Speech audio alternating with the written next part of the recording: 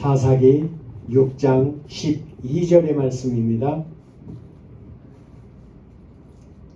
사사기 6장 12절 여호와의 사자가 기드온에게 나타나 이르되 큰 용사여 여호와께서 너와 함께 계시도다. 아멘.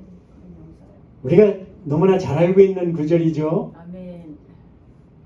사사기는 참으로 하나님이 구원해 준 그 백성들이 다시 또 죄를 범하고 또다시 끌려다니고 다른 이방 민족에게 또는 약한 그 우상신들이 침입해 와서 다시 그들에게 종이 되고 그들에게 수탈당하고 이러는 그 역사를 무려 12번이나 이 사사를 보내서 구원해주면 또 종이 되고 또 구원해주면 또 패배해서 종이 되고 구원해주면 또 그들의 신앙이 하나님을 제일로 치는 하나님을 믿는 신앙에서 신앙이 떨어졌을 때마다 하나님은 그들을 깨우는 대적들을 보내서 그들을 다시 일으켜 주시고 깨우치게 해주시고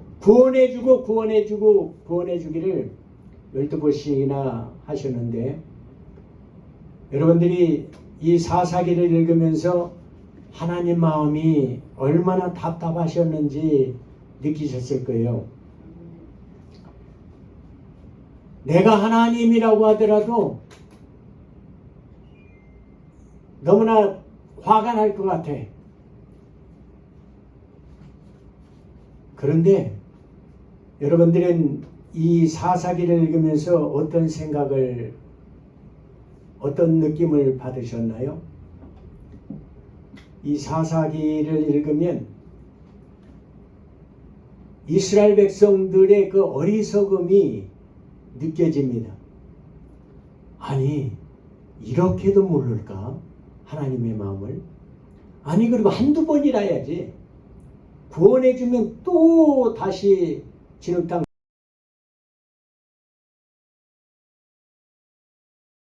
또다시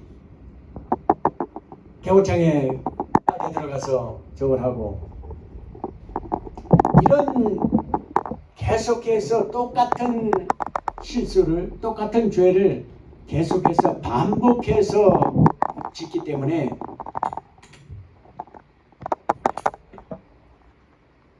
참으로 답답한 것을 느낍니다. 우리 사람도 이렇게 답답한데 진짜 당사자인 그 하나님께서는 얼마나 답답하셨을까요?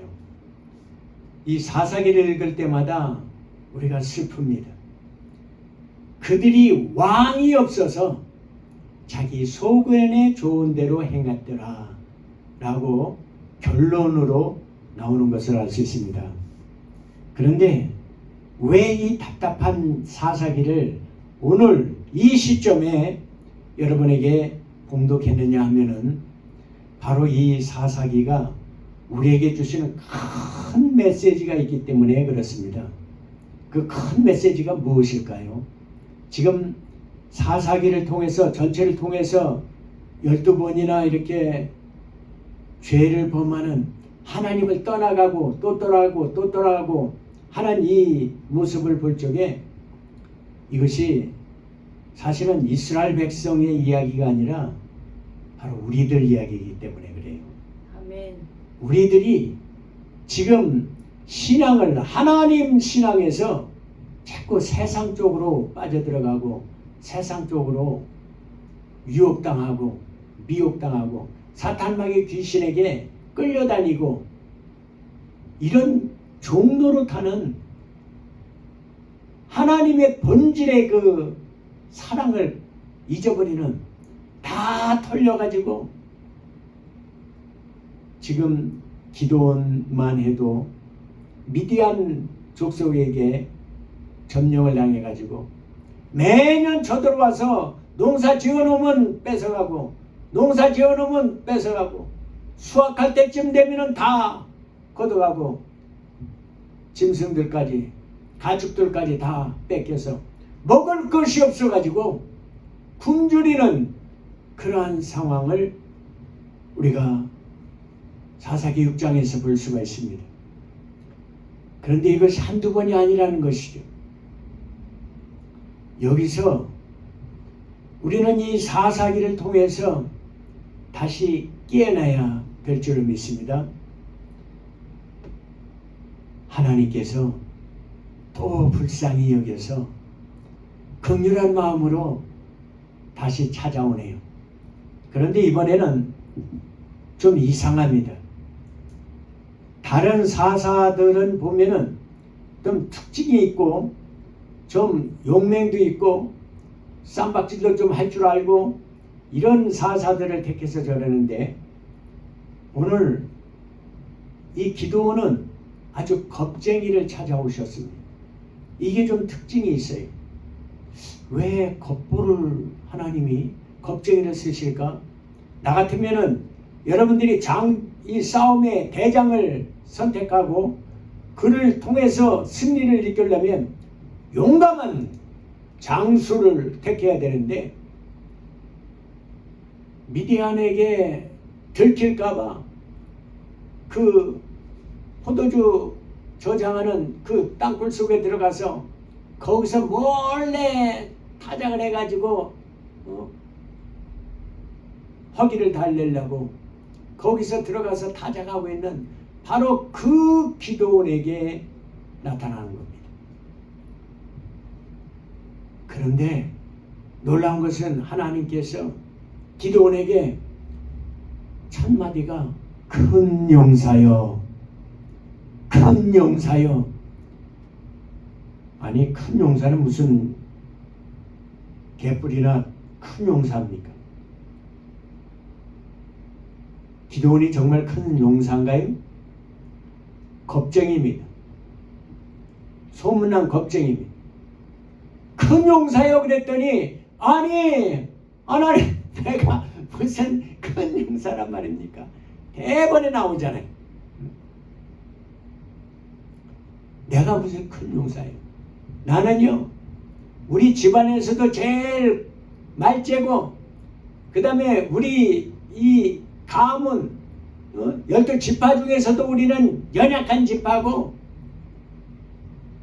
어디 쓸모가 없는 어디 내놓을 곳이 없는 그런 보잘것없는 지파입니다. 나는 할 수 있는 일이 아무것도 없어요. 나는 더군다나 소심해요. 겁보예요. 그런데 나보고 용사라고요? 당신이 도대체 누구요? 누군데 나를 보고 용사라고 그러는 거예요? 라고 반문하는 것입니다. 그랬더니 그 하나님의 사자가 큰 용사여 여호와께서 너와 함께 하시도다. 여호와께서 너와 함께 하실 거야. 그럽니다. 그러니까 기드온이 아니 하나님이 함께 하시면 왜 이런 일이 벌어집니까? 왜 기드온에게 이 미디안에게 이렇게 핍박을 당하는 것입니까? 다 뺏겼어요. 먹을 것이 없다고요. 지금 많은 백성들이 지금 아우성치고 있습니다. 홍해 바다를 갈리시니까 하나님은 지금 어디 계신 것입니까? 왜 이렇게 이런 상태에서 도와주지 않고 저들을 쫓아내지 않고 왜 이렇게 버려두시는 것입니까? 라고 얘기했더니 하나님의 사자가 얘기를 합니다. 그래서 내가 오늘 너에게 온 거야. 바로 네가 일어나. 너를 하나님이 택하셨어. 네가 그들을 쫓아내라고 너를 장군으로 임명한 거야. 그러니까 네가 나팔을 불어 군사를 모으고 네가 앞장서서 네가 대장이 돼서 쫓아내라 라고 얘기를 합니다. 기드온이 깜짝 놀래가지고 아니 그 많은 용감한 사람들이 많이 있을 때 용사들이 많이 있을 텐데 나 같은 겁보를 나 같은 이 소심한 자를 내가 어떻게 하나님의 일을 감당할 수 있겠습니까? 만약에 정말 당신이 하나님의 사자가 맞다면 증표를 보여주세요. 증거를 보여주세요. 믿지 못하겠습니다. 라고 얘기를 합니다.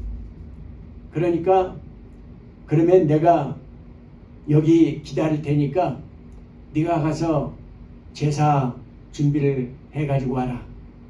그래서 집에 가서 염소를 잡고 그 다음에 무게봉을 굽고 국을 끓여가지고 갖고 상수리나무 아래 옵니다. 상수리나무 아래 여태까지 기다리고 있었어요. 그러니까 저 어떻게 할까요? 그거를 그 상수리나무 앞에 있는 바위에다가 다 얹어놔라. 얹어놓습니다. 국을 위에다 부어라. 거기다 부었습니다. 그랬더니 하나님의 사자가 지팡이를 쫙 대니까 지팡이에서 불이 나가지고 지팡이를 확 다 태워버렸습니다. 깜짝 놀래가지고 기드온이 하나님의 사자가 맞네. 그러면서 이거 큰일 났구나. 내가 하나님을 배웠으니 이제 나는 죽었구나. 오히려 또 역으로 하나님을 뵙고 힘을 내는 게 아니라 하나님 봤으니까 나는 이제 죽을 거야. 하나님의 사자가 너는 죽지 않는다. 하나님이 너를 택했다. 그러니까 그때서야 기드온이 그 상수리 나무 아래 제단을 쌓던 그 곳을 여호와 살롬이라고 이름을 붙입니다. 여호와 살롬, 하나님의 살롬이, 하나님의 평강이 기드온에게 임한 거예요. 그동안에 불안했던 그런 쫀생이 같은 그런 마음이 여호와 살롬으로 하나님께서 그에게 평강을 주십니다. 성령을 부어주셨다는 것입니다. 성령이 임한 것입니다. 그래서 이제 용기를 가지고 저걸 하는데 그 하나님의 사자가 얘기를 합니다. 가서 먼저 네가 해야 될 일이 있다. 대적을 쳐부시기 전에, 사탄과 귀신을 깨부시기 전에 네가 꼭 해야 될 것이 있다. 왜냐하면 너희 집안에 우상이 세워져 있잖아. 기드온의 아버지가 그 우상 섬기는 자였었어요. 온 동네에서 그 집에 와서 우상을 섬기는 제사, 우상에게 제사 드리는 그러한 지였다. 거기에 우상 신이 있고 아세라 신상도 있고 다 있습니다. 그걸 가서 다 때려 부셔라. 그 아세라 상을 쪼개가지고 너희 손을 가지고 가서 거기서 번제로 드려라 라고 얘기를 합니다. 기드온이 그 얘기를 듣고 하나님이 분명히 오시긴 오셨으니까 하긴 해야겠는데 별건 대낮에 저걸 하면은 온 동네 사람 와서 맞아 죽을 것 같으니까 밤에 가서 자기 종들 10명 데리고 가가지고 거기서 다 때려부시고 아세라상을 찍어가지고 거기서 번제로 소를 태워드립니다. 그 다음날 난리 났죠. 온 동네 사람들이 자기들이 섬기는 이 이방 신이, 우상 신이 다 불태워지고 깨지고 다 저랬으니까 여기에 하나님께서 하나님의 일을 하기 위해서는 바로 이런 순서가 필요하다는 것입니다. 우리가 지금 하나님보다 더 섬기고 있는 것들, 하나님보다 더 믿고 있는 것들, 의지하고자 하는 것들, 그것들을 깨부셔야 됩니다. 정리해야 됩니다. 제거해야 됩니다. 하나님께서 원하시는 것이 바로 이것입니다. 교회의 부흥이 그것 때문에 막혀 있기 때문에 하나님이 일을 할 수가 없습니다. 하나님이 작업을 할 수가 없습니다. 거기다 마음을 뺏기기 때문에, 거기다 신경을 써야 되기 때문에 그것을 그대로 섬겨놓고 우상과 하나님을 겸해서 일을 할 수가 없기 때문에 그렇습니다. 하나님은 그렇게 일을 하시는 분이 아니라는 것을 알려주는 거예요. 그걸 때려 부시라는 거예요. 까부시라는 거예요. 그리고 하나님을 제일 우선으로, 예배를 우선으로 교회에 먼저 가장 앞장 세우라는 것입니다. 그렇게 해야 하나님이 그 다음에 그 교회의 그 부흥과 전도와 교회 일이, 하나님의 사랑이 꽃피어 나기 때문에 그렇습니다.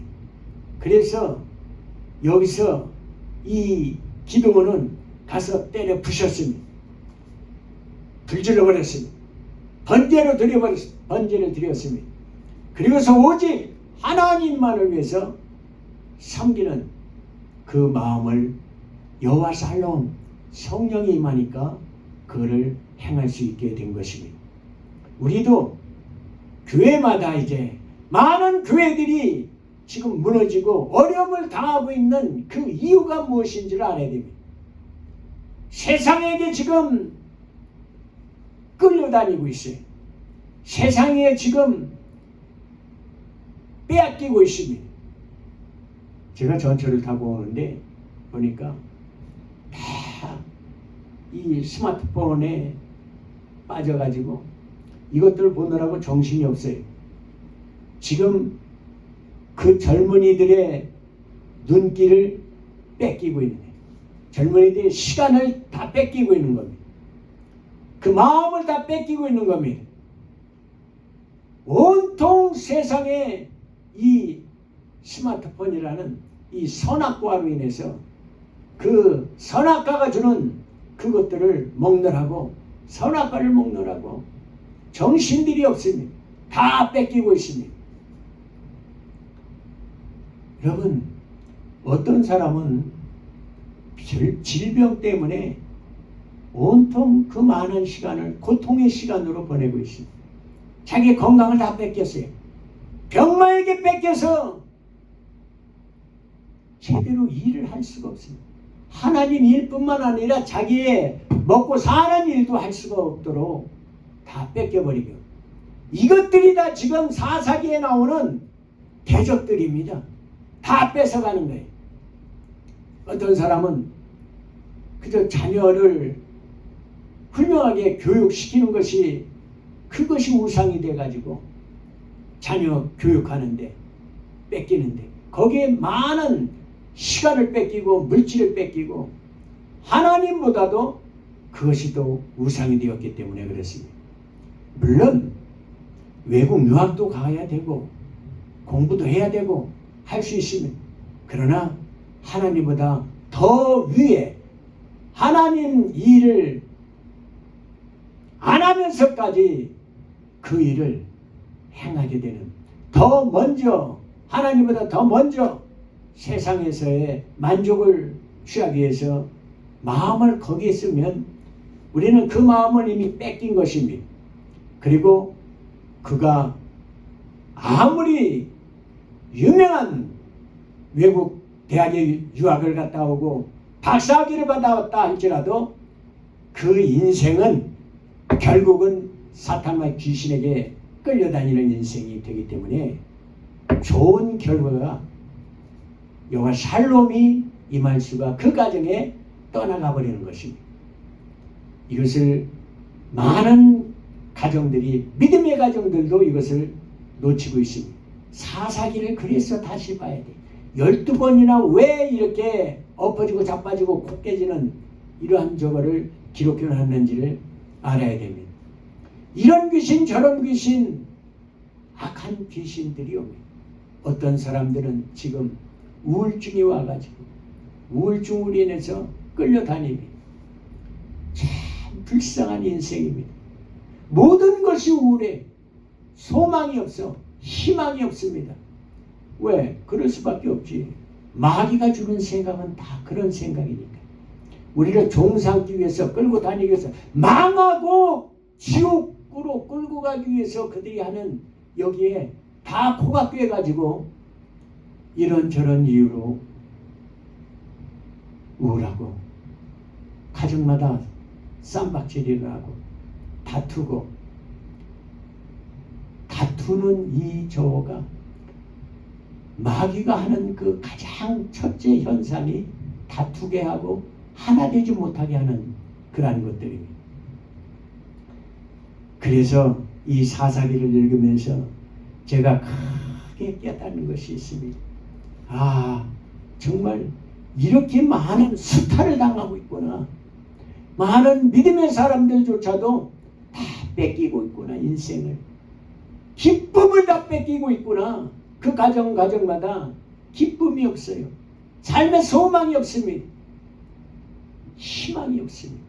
다 뺏기고 있어요. 뭔가에게 뺏기고 있습니다. 남들하고 비교하느라고, 남들보다 내가 더 못한 것 같고 못 가진 것 같고, 남들보다 더 작은 집을 가지고 있고, 남들보다 더 못한 직장을 갖고 있고, 남들 하다못해 외모 컴플렉스도 있어요. 나는 왜 이렇게 못났지? 남들보다 더 여러분, 이 모든 것들이 비교해서 비교 우위를 택해서 그 비교로 인해서 내가 기쁨을 얻으려면 그건 한두 사람밖에 없습니다. 이쁜 사람도 최고 이쁜 사람 한두 명밖에 없어요. 그 사람 옆에 가면은 다 못난이 일 뿐입니다. 부자는 한두 1% 정도밖에 안 되는 겁니다. 그 외에 95%는 다 가난한 자, 거기 비교하면 다 가난한 자이기 때문에 우울할 수밖에 없습니다. 그래서 이 세상에 지금 이렇게 어려운 문제들이 세상이 지금 파탄이 일어나고 분쟁이 일어나고 전쟁이 일어나는 것을 알 수 있습니다. 그래서 제가 이 사사기를 읽으면서 저는 크게 하나님께 감사드립니다.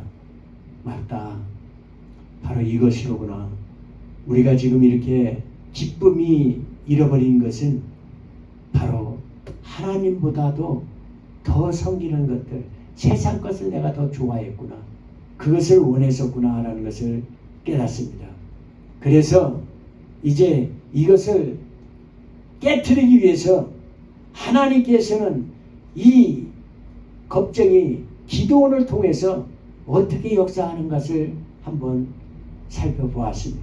그랬더니 여기 희한한 일이 벌어지네요. 기도원이 나팔을 붑니다. 나팔을 불어라. 다 모아라. 여러 지파에게 파발말을 보내고 나팔을 붑니다. 미디안이 또 쳐들어오니까 이들을 싸우기 위해서. 그래서 여러 지파에서 사람들이 몰려왔는데 몇 명이 왔다고 그랬죠? 32,000명이 몰려왔습니다. 싸우려고. 그런데 대적은 미디안하고 그 연합군이 쳐들어왔는데 대적은 숫자가 얼마예요? 13만 5천입니다. 13만 5천. 3만 2천보다 10만 명이 더 많어. 5배가 더 많어. 여러분, 이런 상황에서 아니 그냥 동네 싸움, 동네에서 싸움 박자는 싸움도 숫자가 1대5로 싸워가지고 이길 수 있겠습니까? 그러니까 다들 겁에 질려가지고 와봤더니 뭐 우리는 32,000명밖에 안 되네. 다들 겁에 질려서 이거는 뭐 싸워보나만 하잖아. 전쟁이라는 것은 군사력으로 싸우는 것이기 때문에. 그런데 하나님께서 놀라운 선포를 합니다. 너무 많다. 32,000 너무 많다. 여기서 겁나는 자, 싸우기 싫은 자 다 다시 돌려보내라. 32,000 가지고 혹시 이기더라도 이거는 우리가 열심히 용맹스럽게 싸워서 이겼다고 할까 겁나니까 오직 하나님이 함께 하셔서 하나님이 승리하게 한다는 것을 알리기 위해서 내가 싸울 거니까 전쟁은 하나님께 속한 거니까 다 돌려보내라. 그랬더니 22,000명이 돌아갔잖아요. 10,000명 남았어요. 10,000명도 너무 많다. 10,000명 중에 더 돌려보낼 자가 있다. 물가로 가가지고 물을 마시라고 그래라. 물을 마시는 것을 보니까 가서 그냥 무릎을 꿇고 마시고 엎어져서 마시고 여러 형태가 있는데 그 중에 아주 좀스러운 아주 조심스럽게 가서 손에다 퍼가지고 홀짝홀짝 마시는 사람이 있어요. 그 300명을 하나님은 택하라고 그랬습니다. 그래서 우리가 알고 있는 기도원의 300용사가 선택이 된 겁니다. 그런데 자세하게 제가 성경을 읽어보니까 기도원의 300용사가 아니었습니다. 하나님께서 용사를 택하는 것이 아니라 그 10,000명 중에 가장 마음이 소심하고 의심 많고 찌질이한 그런 사람만 300을 택한 거야. 거기에 대범하게 가서 물을 마시고 이런 사람들은 다 탈락이야. 조심스럽게 가서 마음이 약해가지고 그 손으로 떠가지고 홀짝홀짝 마시는 요 쫌생이 같은 이런 사람만 300을 택한 거였더라니까. 놀란 거 아닙니까? 아니 기도원도 겁쟁이였는데 나머지 300도 다 겁보야. 찌질이 못난 사람들만 지금 하나님이 택한 거였다는, 우리가 지금 저도 지금 잘못 알고 있어서 성경을 난 그 중에서도 그래도 300용사를 택했는 줄 알았어 나는. 그랬더니 말씀을 묵상하고 하는 과정에 이거는 용사를 택하는 것이 아니라 쓸모없는, 진짜 어디다 전쟁에서는 전혀 쓸모가 없는 용사가 아닌 겁부들만 300명을 택해가지고 하나님이 전쟁을 시작하시라는 거예요. 여러분, 이 기도원 마음이 지금 속 타들어가는 마음 알죠? 아니 나팔 불라고 해서 나팔 불었는데 32,000인 모였는데 그것도 부족한데, 그것도 택없이 부족한데, 아니 다 돌려보내고 이래서 돌려보내고 그래가지고는 겁쟁이들만 300명을 뽑아가지고 어떻게 전쟁을 하겠다는 거예요. 하나님 이게 예? 하나님 진짜 맞아요? 예?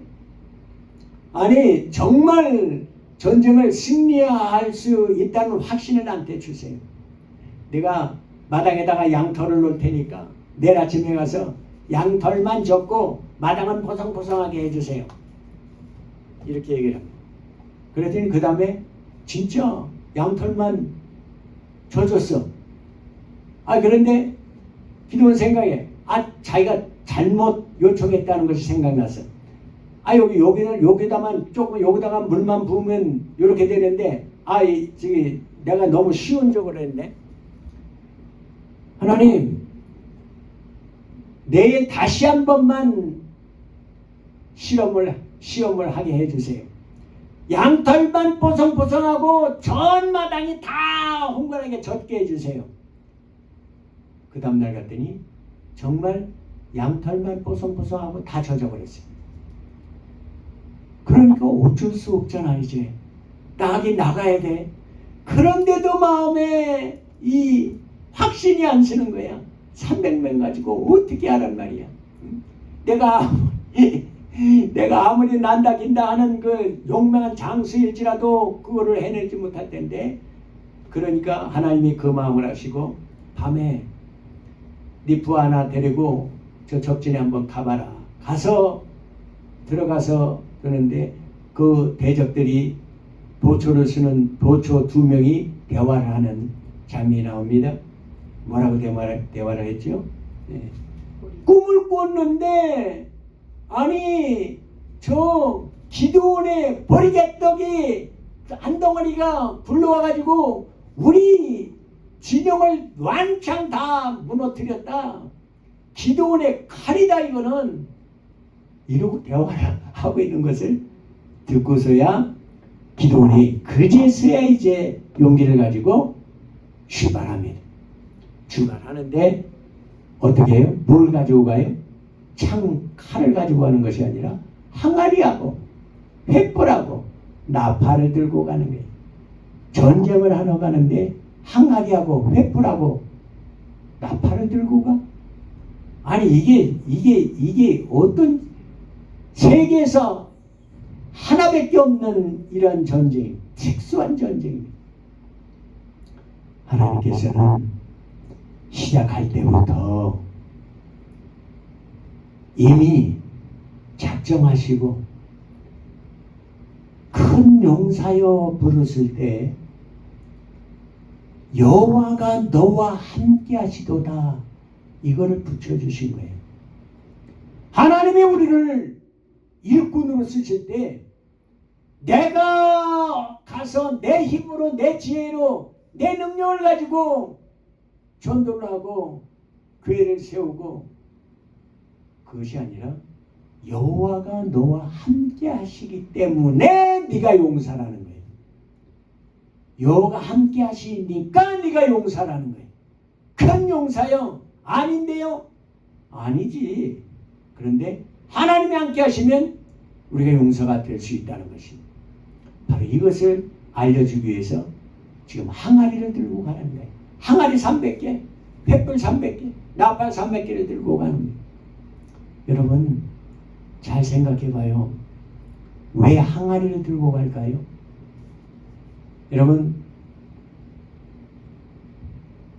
우리 성경에 보면 우리 질그릇에 보배를 담았으니 라고 고린도후서에서 나옵니다. 질그릇에 담긴 것이 보배.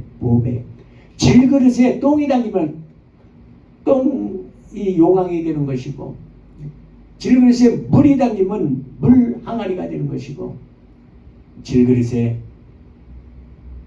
하나님의 보배가 담기면 보배함이 되는 것입니다. 바로 이 항아리는 이 질그릇은 우리 육신을 의미하는 것입니다. 이것을 박살내라는 겁니다. 우리 생각을 이 생각의 항아리를 깨뜨리라는 거예요. 육신의 생각, 마음의 생각 박살내버리라는 거예요. 그동안에 우리가 생각했던 것들, 우리가 의지하고 싶었던 것들, 물질적인 것들, 환경적인 것들, 육신의 건강, 가족의 어떤 상황, 환경 이런 것들을 다 깨뜨려 버리고 하나님만이 보이게 하라는 것입니다. 하나님이 뭐예요? 빛이지. 그러니까 예수 그리스도는 빛으로 오셨습니다.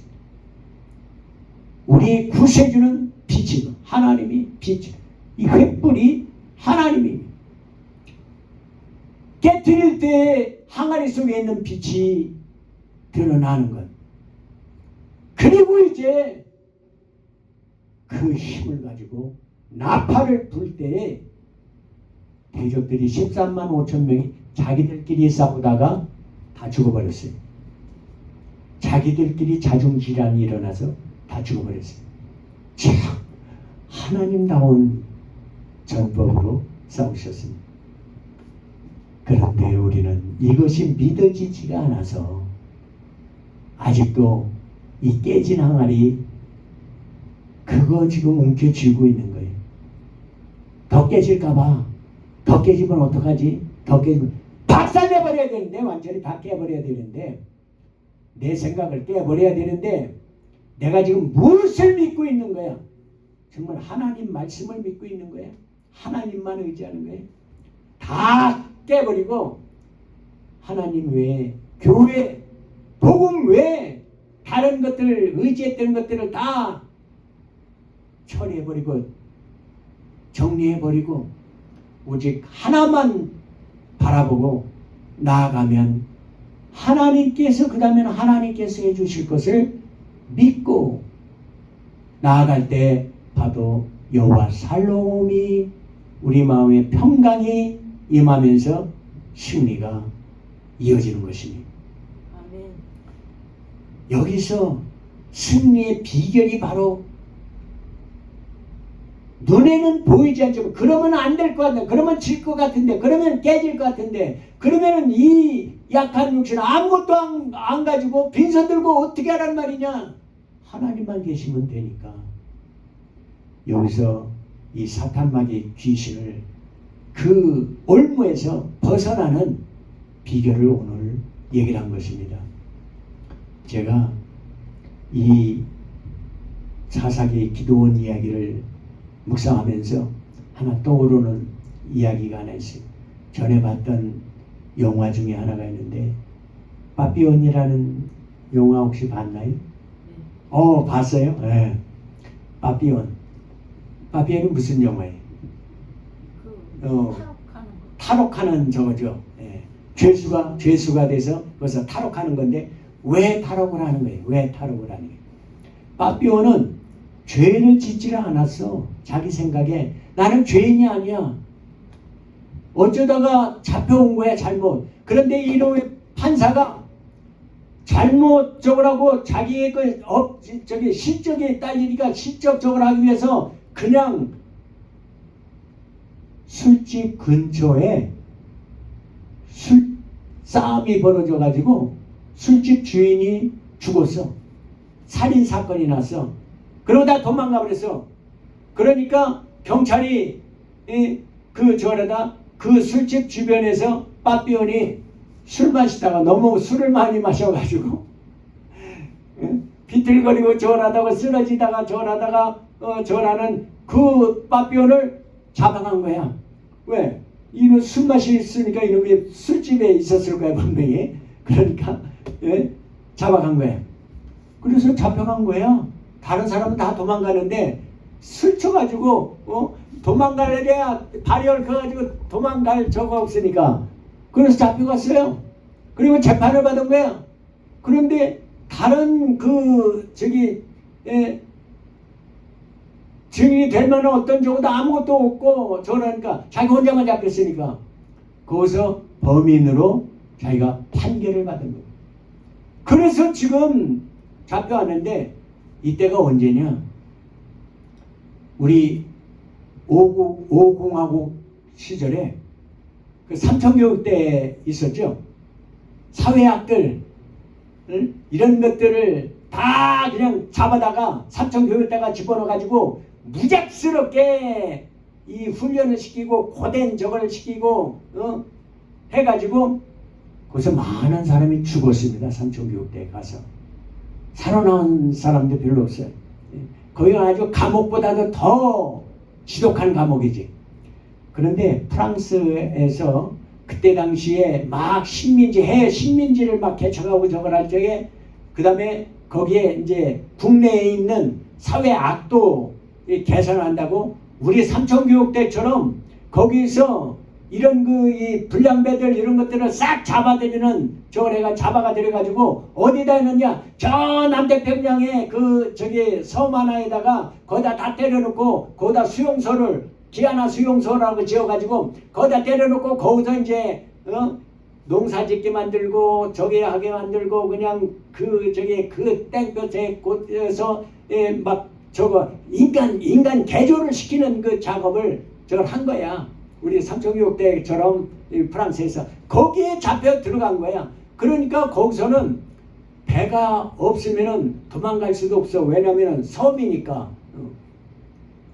거기서 이 바비론이 나는 죄를 안 졌다. 나는 살인자가 아닌데 이 놈의 그 판사가 나를 저랬다고 나를 이제 고발 저가는 그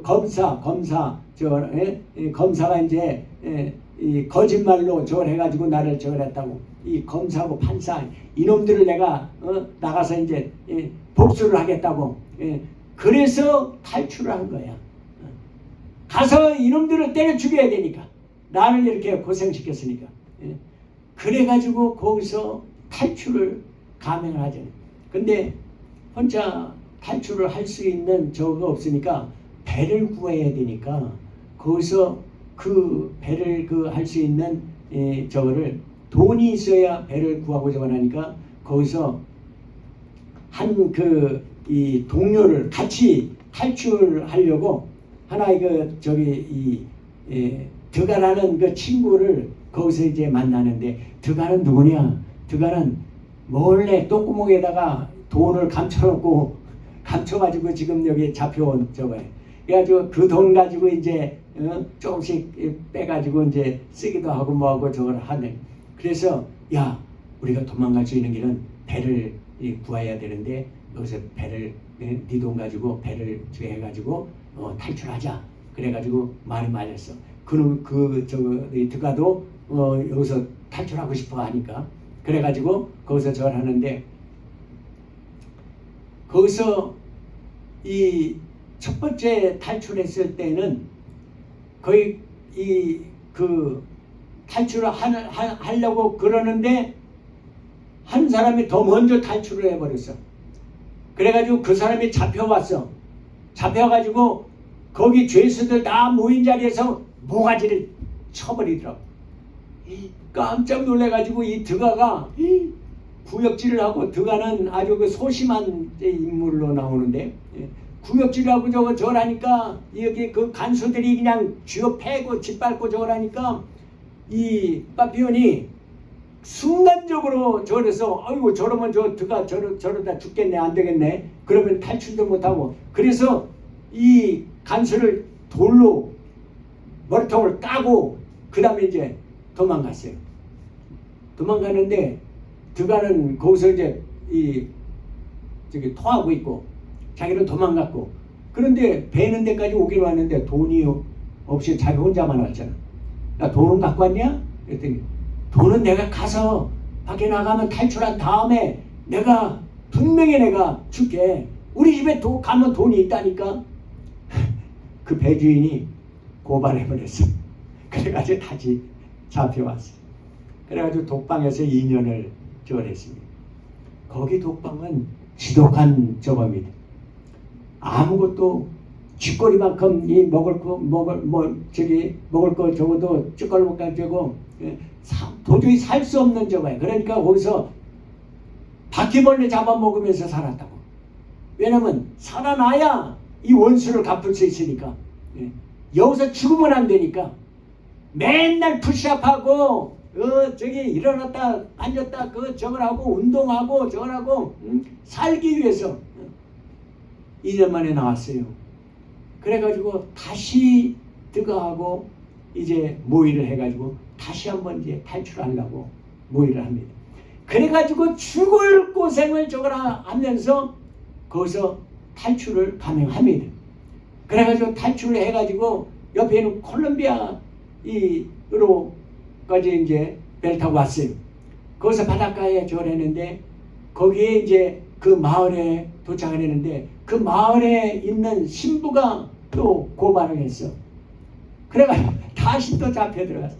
이번에는 5년 독방 생활을 합니다. 5년 독방 생활을 하고 나오니까 완전히 20대인데 70세 그 할아버지가 다 늙어가지고 먹을 거 지금 못 먹고 저걸 하고 그러니까 완전히 쭈그렁박쟁이 돼가지고 나옵니다. 그런데 중요한 것은 2번씩이나 탈옥을 했기 때문에 이 둘은 그 다음엔 전혀 절대 탈옥을 못하는 곳으로 보내버립니다. 그게 악마의 섬이라고 유명한 이름이 붙어있는 악마의 섬으로 보냅니다. 악마의 섬은 그 태평양 한가운데 섬이 하나 있는데 조그만 섬이 바위 섬이야. 높은 바위 위에 있어. 거기에 올려놓고 거기에 이제 뭐 바나나나 야자나 뭐 이런 것들은 나무가 몇 개 있긴 있어. 그거 다 먹으면서 살아라는 거야. 거기서. 그리고 몇 개월에 한 번씩 그냥 살았나 죽었나 배로 와서 이렇게 살펴보고 다시 가고 살펴보고 다시 가고 그러는데 여기서 이 바비온이 하나님한테 마지막 기도를 드립니다. 하나님, 나 좀 살려주세요. 이 원수들을 갚기 전에는 내가 죽을 수 없습니다. 억울한 거 아시잖아요. 하나님이 알잖아요. 내가 안 주겠다는 거 알잖아요. 나 살인자 아니라는 거 알죠. 하나님은 아시잖아요. 아시면서 왜 나를 이렇게 고생시키는 거예요? 한 번만 살려주세요. 그러면 내가 그럼 죽고 내가 다시 하나님 앞으로 가겠습니다. 나도 죽겠습니다. 그놈들 죽이고 죽겠습니다. 맨날 하는 기도가 그거야. 그런데 어느 날 꿈을 꿨어요. 꿈을 꿨는데 이 재판정에 자기가 앉아있는 거야. 그리고 방청석들이 있고 거기서 이제 검사하고 판사하고 이제 나오는데 거기서 이제 이 바비온이 아우성 치는 거야. 나는 죄가 없다. 나는 절대 사람을 죽인 적이 없다. 나는 그 사람 알지도 못한다. 그리고 나는 다른 술집에서 마시고 좀 개겼다 뿐이지 나는 이런 벌을 받을 만한 죄를 지은 적이 없다. 거기서 항변을 합니다.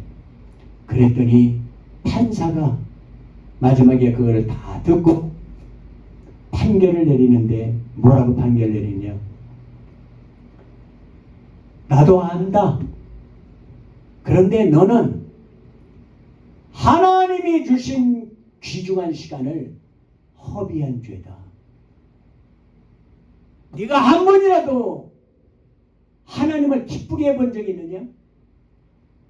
네가 하나님을 위해서 하나님이 너를 이 땅에 보내실 때 사명을 주었는데 네가 그 사명을 위해서 뭐 하나 해봤냐? 너는 맨날 술만 마시고 기집질이나 하고 쌈박질이나 하고 다니고 너 그랬었잖아. 네가 언제 한번 제대로 한번 하나님께 가치 있는 삶을 살아봤어?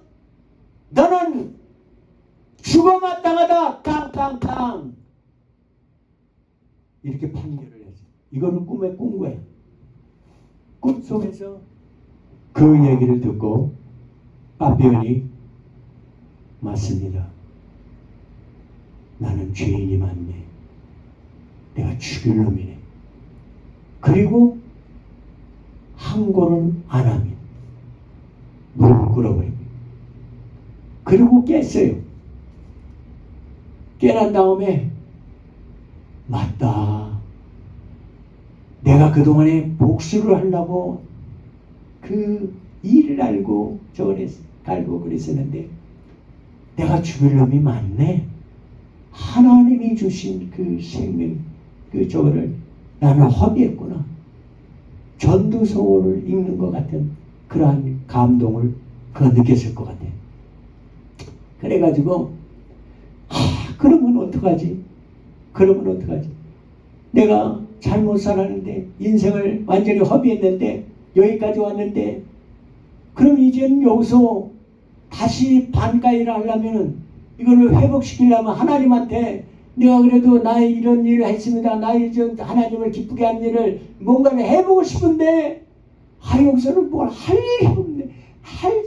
하나님을 기쁘게 할 수 있는 뭘 할 수 있는 일이 없네. 여기서 여기서 맨날 여기서 내가 달리기를 한다고 하나님이 기뻐할 거야. 내가 그게 뭐 가치 있는 일이라고 하나님이 기뻐할 거야.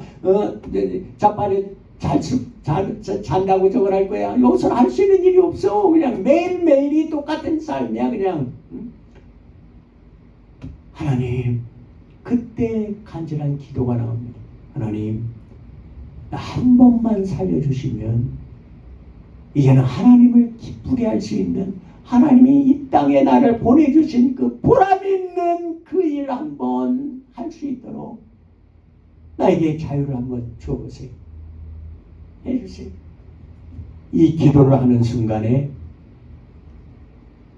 야자 열매가 그 아래로, 그 절벽 아래로 떨어졌는데 그 파도가 쳤다가 나가고 쳤다가 나가고 쳤다가 나가고, 그럴 때 이 야자 열매가 거기에 둥둥 떠 있다가 세 번째 쳤다가 나갈 때 싹 빠져나갈 때 이 야자 열매가 쫙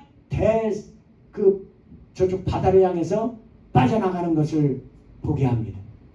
아, 이게 물살이 들어왔다가 완전히 그 크게 빠져나가는 저거가 있구나. 몇 번에 한 번씩 빠져나가는구나.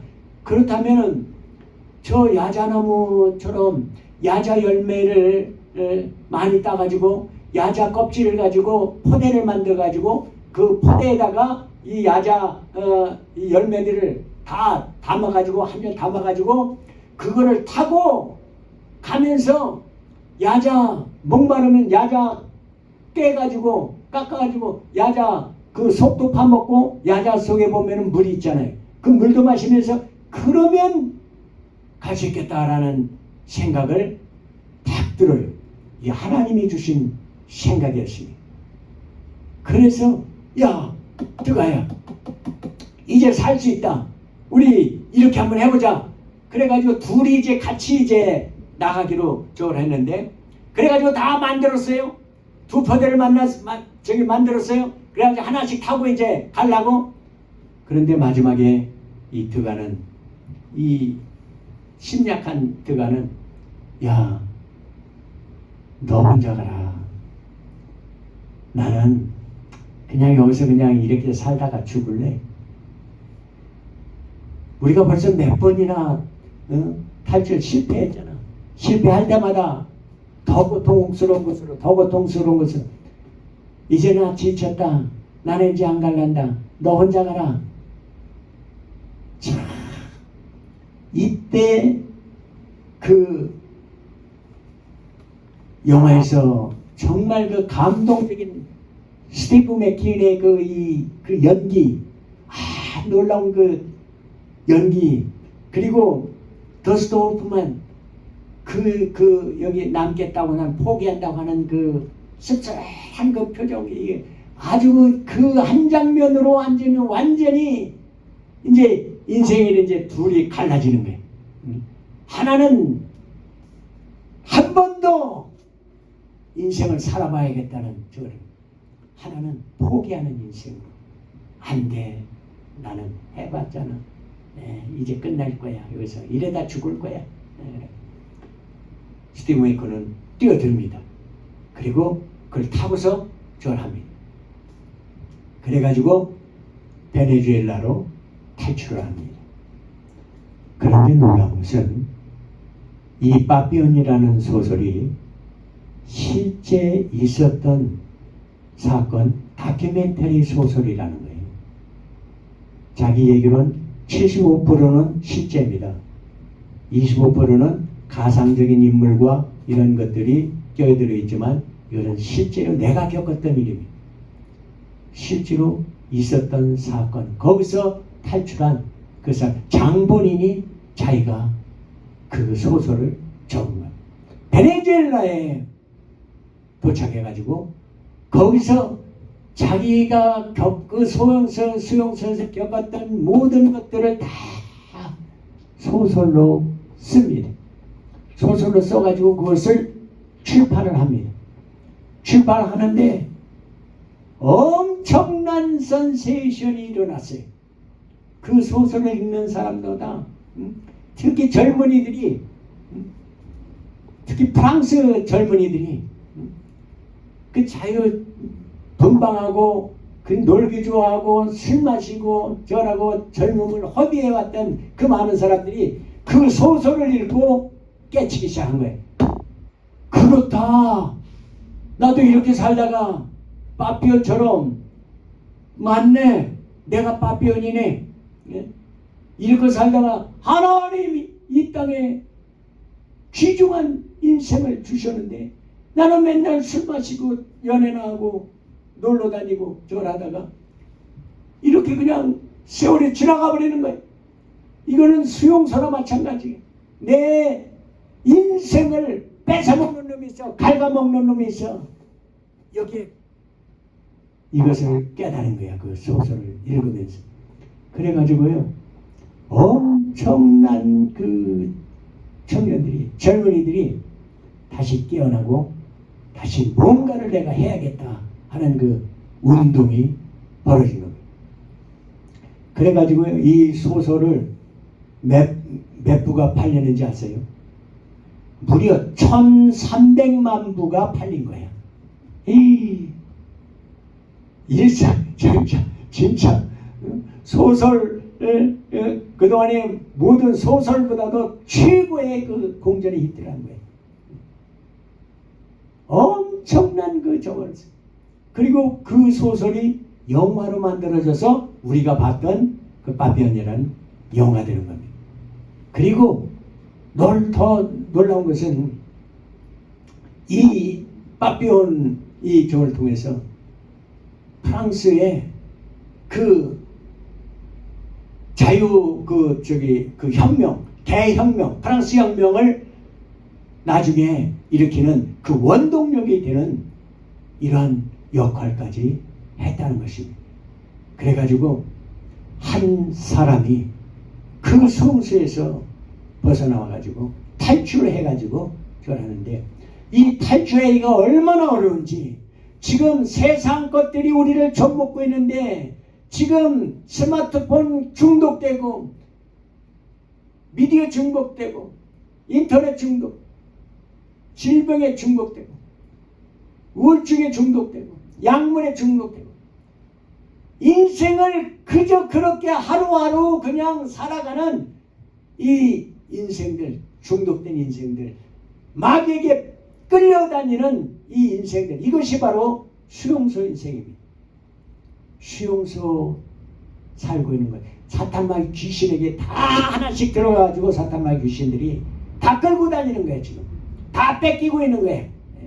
추수할 만한 거 있으면, 먹을 거 있으면 다 뺏어가고 나중에는 우리 소망과 희망까지, 천국의 소망까지 뺏어버리는, 여기에 탈출하고자 하는 이 탈출이 바비론이 정말 엄청난 메시지를 줬구나 하는 것을 느낍니다. 이제 우리는 탈출해야 됩니다.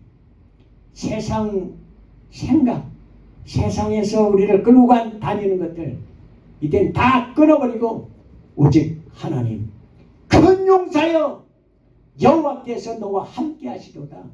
여호와 살롬, 여호와 살롬, 너에게 여호와 살롬이 있느냐, 하나님의 평강이 있느냐, 네 속에, 네 마음속에 이제 정말 하나님의 평강이 있느냐, 샬롬이 있느냐, 기쁨이 있느냐 라고 물어보면서 우리는 다시 한번 탈출하기를, 그 지옥에서, 지옥 같은 생각에서 탈옥하는 그런 역사가 나타나게 되기를 주의 이름으로 축원합니다. 하나님, 죄송합니다. 몰랐어요. 이놈들이 그놈들이라는 것을 몰랐어요. 나는 그저 하루하루를 이렇게 끌려다니면서 감옥 같은 생활을 했습니다. 나에게 기쁨이 없었습니다. 그러나 이제 주님을 발견한 주의 음성을 듣습니다. 큰 용사여 일어나라. 네가 용사다. 네가 나가서 네가 이제 싸워서 이겨라. 네가 대장이다. 너를 대장으로, 너를 대장으로 네가 나가서 싸우도록 내가 너를 보낸 게 아니냐. 하나님이 너를 보낸 것이 아니냐. 그 일을 하라고, 그 일을 행하라고, 하나님의 일을 행하라고 너를 보낸 것이 아니냐. 여호와 샬롬, 우리에게 이 음성이 들려지게 되기를 주님, 다시 한번 일어나서 주님을 위해 살 수 있도록 하여 주시옵소서. 예수님 이름으로 기도드립니다. 아멘.